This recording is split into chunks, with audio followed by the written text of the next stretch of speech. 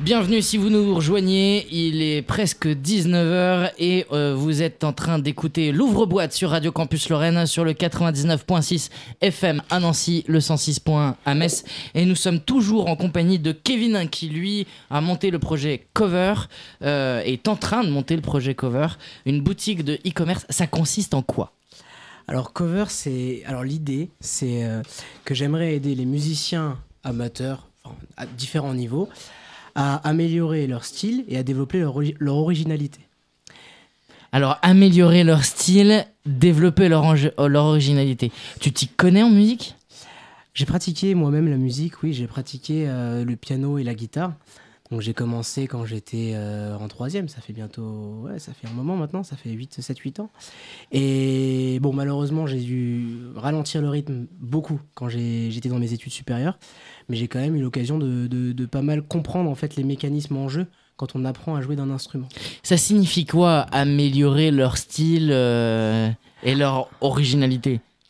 Ça signifie que je veux leur apporter des outils qui vont leur permettre d'être plus libres et de pouvoir s'exprimer, d'exprimer une palette de techniques et même d'accords beaucoup plus riches que ceux de la base dont ils partent à la base. Tu vas m'apprendre à jouer de la guitare ou c'est pour des gens qui je pratique dans un groupe, j'ai déjà un EP, est-ce que ça peut m'intéresser ? Quel public est en face ? Alors le premier public cible, c'est en fait je vais proposer effectivement des choses pour plutôt des niveaux intermédiaires. Donc, mais intermédiaire, ça commence tôt. Intermédiaire, ça commence à partir du moment où on a les bases. À partir du moment où on sait faire quelques accords et qu'on a quelques rythmes déjà. À partir du moment où on sait différencier un fa d'un mi, d'un dièse. Oui, et je dirais même que la connaissance du solfège n'est pas nécessaire pour accéder à mon contenu. Faut avoir appris à jouer quelques reprises ? Pas forcément. On peut commencer par mes reprises, par celles que je vais proposer. D'accord.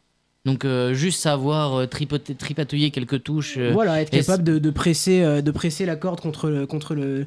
Enfin, je vais commencer par la guitare. Je l'ai pas précisé, mais je vais commencer par la guitare. Ouais. Et l'idée après, c'est d'étendre aux autres instruments, mais d'abord faire un gros focus sur la guitare. Et donc l'idée, c'est que oui, il faut savoir poser la main sur le manche et tenir sa guitare. Et du coup, comment ça marcherait ? Comment ça marcherait ? Moi, je suis devant mon ordinateur, c'est ça ? C'est du e-commerce, c'est du virtuel, c'est de en ligne. Exactement. Donc ce que je vais faire dans un premier temps, parce que en fait le e-commerce c'est pour tester un concept.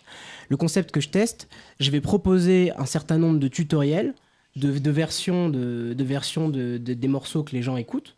Donc ce sera sur un public en particulier. Je vais sans doute me focaliser sur un type de musique, la soul, le R&B, la funk, je sais pas tout à fait. Ouais, des grands morceaux légendaires, quoi. Exactement. Okay. Mais l'idée, c'est au lieu de proposer ce qu'on peut trouver assez facilement aujourd'hui sur YouTube, c'est-à-dire un tuto avec les 4 accords qui permettent de jouer à peu près tous les morceaux, sauf qu'en fait, ça ressemble pas du tout à ce qu'on a entendu et ce qui nous a séduit à la base. L'idée, c'est d'avoir quelque chose qui colle plus à une version qui vous a vraiment plu, que ce soit un cover, une version live ou même la version originale. Passer du truc que t'as appris comme ça à l'arrache devant une vidéo YouTube à un truc qui pourrait être joué en concert. C'est ça que t'es en train de me dire. Exactement, c'est l'idée, oui.